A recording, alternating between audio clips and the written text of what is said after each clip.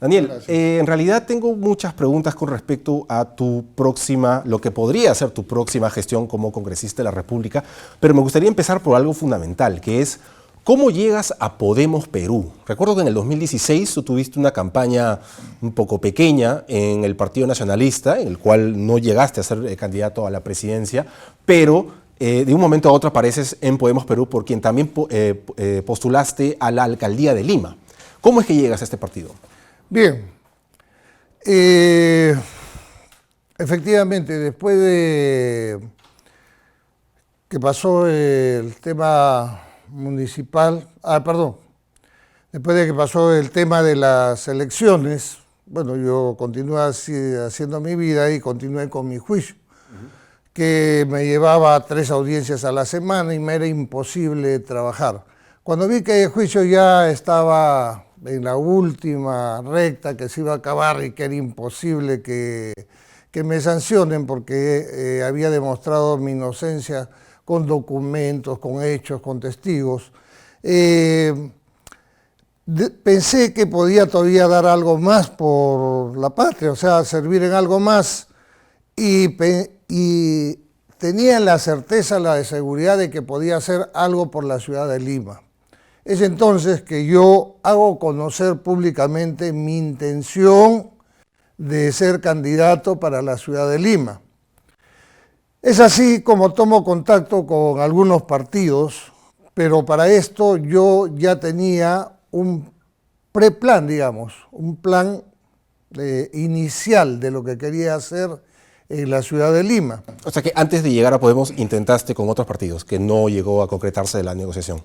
No llegó a concretarse porque las exigencias que yo tenía era que si yo llegaba a la Municipalidad de Lima como alcalde, no iba a trabajar para el partido, ¿me entiendes? O sea, yo necesitaba independencia absoluta. Es así como entre los partidos con los cuales conversé con el partido de Podemos Perú. Podemos Perú es un partido que en ese entonces recién tenía 3 meses de inscrito, o sea, era totalmente nuevo, un partido totalmente nuevo, que quería darse a conocer, que quería crecer, y aceptaron todas mis condiciones, que fueron, número 1, un filtro importante para los regidores, número 2, una total independencia, número 3, que el plan que yo tenía lo podíamos discutir técnicamente, tal como lo hicimos, llamamos a muchos técnicos y pulimos el plan, pero estando yo como líder. Ese plan era el que se iba a aplicar para Lima. Muy bien, y es así que postulo por Podemos Perú porque ellos me aseguraban la independencia total. Y es tan así que esto se ha venido cumpliendo porque los 8 regidores que ingresaron a Lima por mi partido se reúnen conmigo constantemente y nosotros en la municipalidad estamos liderando una oposición constructiva, ¿no? Exigiendo al alcalde que cumpla con las cosas que ofreció y que hasta el momento no realiza después de un año. En esta oportunidad sucedió lo mismo, pero antes de eso, yo perdí las elecciones para Lima en circunstancias, 2 semanas antes yo ganaba esas elecciones con 12 puntos de ventaja. Lamentablemente las 2 últimas semanas me cerraron todos los medios se dedicaban a hablar mal de mí y ensalzaron al que estaba número 6 con 4%. Entonces los dueños de los medios que tienen esta concentración tienen ese poder. Ellos ordenan de arriba y le dicen al gerente general o no sé cuál será cómo estén organizados cada medio y a este candidato lo hunden y a este lo apoyan. Y lamentablemente las elecciones para Lima recién se hicieron visibles faltando unas 3 semanas, porque antes de eso habíamos tenido la clasificación al Mundial, el Mundial mismo, y después los audios de los cuellos blancos. Nadie pensaba en las elecciones para Lima. Faltando 3 semanas teníamos 45% de indecisos. Esos indecisos fueron los que cambiaron el fiel de la balanza, ¿no? Todos estos indecisos, al ser bombardeados durante 2 semanas con una figura positiva y una figura negativa, pues finalmente yo perdí las elecciones. Ese plan que tenía para Lima lo reduje para un distrito en cuanto a lo que es seguridad ciudadana. Que es la Municipalidad de Los Olivos, ¿no? Conversaron conmigo varios gobernadores regionales, varios alcaldes, pero cuando les presentaba yo mi plan reducido, entonces a muchos no les gustaba, porque la única manera de lograr imponer orden en un distrito y mejorar la seguridad ciudadana es tener una gerencia de seguridad ciudadana que tenga bajo su comando directo 4 subgerencias, que es fiscalización, transporte, serenazgo y ¿cómo se llama fiscalización, transporte, serenazgo y defensa civil. Esas 4 dependen de ti en este momento. Sí, yo ya renuncié. Ya renunciaste, ya pediste. De mí. Okay. Entonces, cuando les mostraba este plan a los alcaldes se ponían a pensar porque decían, pucha, fiscalización, yo ahí pongo a mi amigo porque ahí están las cutras. Transporte, ahí también hay cutra. Defensa civil, también hay cutra. Entonces, todos me proponían otras cosas y yo le dije, no, esta es la única manera, este plan es el que funciona. Cuando hablé con Felipe Castillo Los Olivos, él lo vio, aceptó y me dijo, general, lo hacemos, deme 2 semanas para cambiar mi ROF, creamos la gerencia de seguridad ciudadana y usted se va a trabajar conmigo. En 6 meses. ¿Cuánto tiempo has estado en esa municipalidad? 6 meses. Sí. Y así es como decides postular al Congreso. Hemos cambiado totalmente Los Olivos. Y perdón que te interrumpa. ¿Y cómo es así que de un momento a otro decides postular al Congreso? ¿Qué te lleva? ¿Qué te motiva? ¿Por qué quieres ser congresista en este momento? En principio yo no pensaba postular. Me llamaron de varios partidos para que postule y yo no acepté porque dije estoy haciendo un trabajo acá, etcétera, etcétera. Un breve, ¿no? 6 meses pequeño. Pero ¿qué es lo que sucede? Que conforme pasaron los días, comenzamos, creo, todos en general a entender la importancia de este Congreso. Este Congreso va a tener 15 o 16 meses, o sea, año y medio, muy corto. Sí. Pero ¿cuál es la importancia de este Congreso? Este va a ser tal vez el Congreso más importante de las últimas décadas, porque este Congreso, ¿qué se espera de ellos? O sea, ¿en qué lo van a apoyar tanto la población como las mismas autoridades, etcétera? En que realice los cambios que son necesarios, que siente las bases para lo que van a ser los nuevos congresos a partir del año 21. ¿Y qué cambio crees tú que es el básico, el fundamental, el primero que tienes que realizar? Muy bien, aquí vamos. Entonces, quiero dejar en claro una cosa. Yo he tenido que dejar mis intereses personales y particulares de lado, porque pensando como Daniel Urresti en mis propios intereses, a mí más me convenía postular el año 21 porque son 5 años. Una gestión de 5 años. Lógico. Claro. Número 2, a pesar de haber sido declarado inocente por 3 jueces, en el caso del periodista, la Corte Suprema revisó un juicio de 4 años y medio que tiene cerros de legajos, lo revisó una semana y decidió que lo que habían ordenado estos 3 jueces de declararme inocente, pues no servía, lo anuló y tengo que empezar un nuevo juicio. Ese nuevo juicio ya tiene sala, tiene todo, pero las salas tienen tantos casos que no pueden abrir todavía el mío. Mi juicio se estará iniciando el 2020. Entonces, si yo pienso, ¿no?, de manera ladina, de manera conveniente, digo, comienza el 2020, lo alargo un poco porque demora siglos esos juicios, y el 2021 me presento como candidato al Congreso, 5 años de inmunidad. ¿Eso quiere decir que en el 2021 tú no postularías al Congreso? No, eso quiere decir que yo he tomado la decisión de ir a este Congreso anteponiendo justamente los intereses de la patria, los intereses de la ciudadanía, porque hemos logrado entender que este Congreso es básico, importante. Los cambios que no se realicen en este Congreso, que va a tener todo el apoyo para hacerlos, va a ser muy difícil que se hagan después. ¿Y cuáles son estos cambios? Nosotros Dijiste que querías llevamos mencionar algo antes. 8 banderas. Okay. 8 banderas las llevamos al Congreso.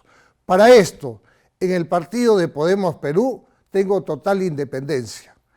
El, entre comillas, dueño del partido, presidente del partido, etcétera, desapareció. Él ha pedido licencia y en este momento se está dedicado a ver, ¿cómo se llama?, solucionar los problemas que tiene con, cuando fue secretario general de Solidaridad Nacional y sus problemas empresariales. Yo no lo veo hace 3 meses más o menos. Pero su hijo está en la lista de candidatos al Congreso. No, pues su hijo sí está en la lista, pero el hijo no es el padre. Sea como sea, llama un poco la atención, ¿no?, que el hijo esté presente en el listado. Hay otros candidatos también que llaman mucho la atención, por ejemplo, porque yo he visto que en tu página web tú publicas el listado. Yo he publicado, tenemos 36, somos 36 candidatos. Sí. Si te llaman la atención 5 candidatos, si hay 5 candidatos de los cuales desconfías, que no te gustan, que te causan tirria, que te causan irritación, no votes por ellos, no votes por ellos. ¿Quieres votar por Urresti? Vota por Urresti y tienes 35 más para escoger. Tenemos candidatos muy jóvenes, hay mujeres, hay chicas con mucha experiencia en gestión pública, así que no te hagas faltas por eso. Que está el hijo de Pepe Luna, ¿no te gusta? No votes por él. ¿Tienes alguna observación de algún candidato en particular, de todo tu listado? ¿Hay alguno con el que tú no hayas estado de acuerdo? Porque es natural también que tú no estés de acuerdo con la inclusión de algún candidato. No, porque yo soy invitado al partido. Entonces hay, ¿cómo se llama? Solamente una fracción de invitados y los demás tienen que ser del mismo partido, ¿de acuerdo? Entonces, lo que yo he hecho es asegurarme de que en la lista de candidatos sí existan candidatos incólumes, que puedan ser escogidos para votar, porque hay un voto preferencial.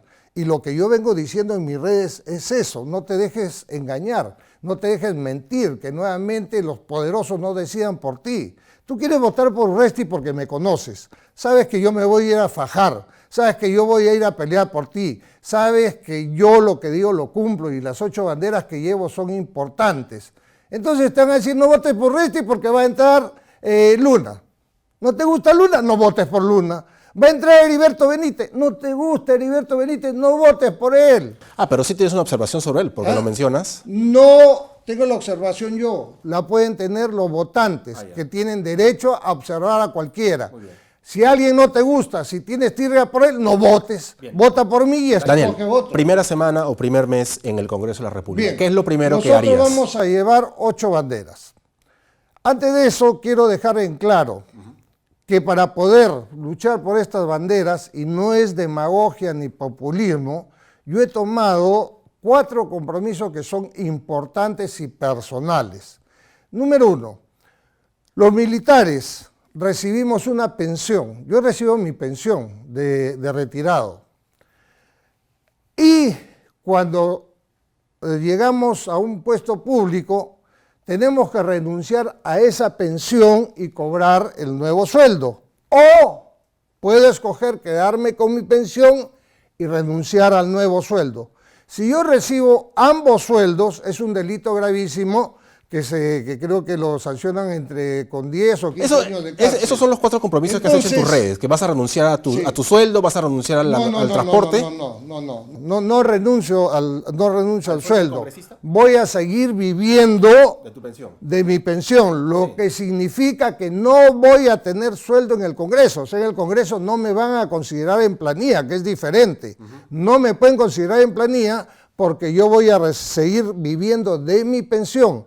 Número 2, renuncio a la seguridad. Los 2 policías que me asignen, haré los documentos que sean necesarios para que sean trasladados a Los Olivos y puedan trabajar en la calle. Si un congresista está trabajando en bien de la sociedad, no tiene por qué tener miedo de salir a la calle.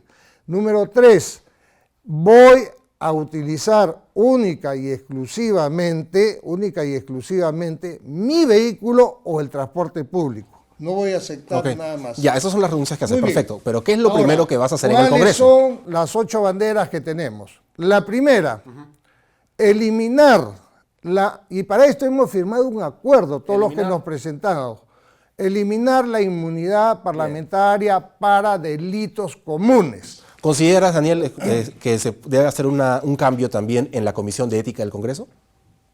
Por supuesto. ¿Crees que debería estar integrada por personas alejadas? El reglamento se tiene que cambiar. La Comisión de Ética del Congreso debe ser para eso, para cuestiones de ética. Por ejemplo, si un congresista se emborracha y hace un escándalo en la calle, ¿puede hacer eso un congresista? ¿Es ético? Para esas cosas debe intervenir. Pero si un congresista le roba la mitad de su sueldo a sus asesores, ese es un delito común. Ahí no tiene que haber... Eliminación de la inmunidad parlamentaria, cambios en la Comisión de Ética. En delitos comunes, sí me queda claro. Delitos comunes. Me queda claro. Porque para ¿Qué otros cambios delitos más? Funcionales, pasado, una vez que terminas tu periodo, tiene 5 años más de inmunidad y eso no puede ser. Deben ser 6 meses y en esos 6 meses se te debe llevar ante juicio constitucional y levantarte tu inmunidad y que vayas a responder a la Fiscalía. ¿Qué otra acción harías en el primer mes del Congreso, aparte de estos cambios? Número 2, eliminar las gollerías del Congreso. Eliminar la gollería del Congreso es importante. ¿Por qué? Tenemos el ejemplo de Chile donde la clase política está acá arriba llena de gollerías y el pueblo acá abajo sufriendo. Y miren lo que ha sucedido. El congresista debe considerar el trabajo en el Congreso como un apostolado. No debe ir pensando en hacerse millonario con el sueldo. No hay Congreso que después de un mes no sea repudiado y odiado por la población. ¿Por qué? Porque un congresista, entre otras gollerías, recibe 14 sueldos mensuales, recibe escolaridad, etcétera, etcétera. Si nosotros, viáticos que no gastan y que no devuelven, gastos de representación, etcétera. Si nosotros sumamos todo lo que recibe un congresista en un año, significa, y lo dividimos entre 12, está cobrando mensualmente más de 30.000 soles, más de 30 sueldos mínimos vitales, y eso es una exageración. Se tiene que reducir. Número 2, tienen 2 policías permanentes para cuidarlos hasta en el baño. Eso está bien cuando era la época del terrorismo, pero ahora ¿por qué? Tienen gasolina y etcétera. Todas esas gollerías tienen que desaparecer. El congresista tiene que parecerse lo más posible a un ciudadano promedio. Bien, Daniel, desafortunadamente se nos ha acabado el tiempo. Te agradezco mucho por haber estado aquí. Esperamos volver a tenerte para que puedas seguir contándonos qué otras propuestas puedes. Acabar con el nepotismo, a buscar la solución para las AFP.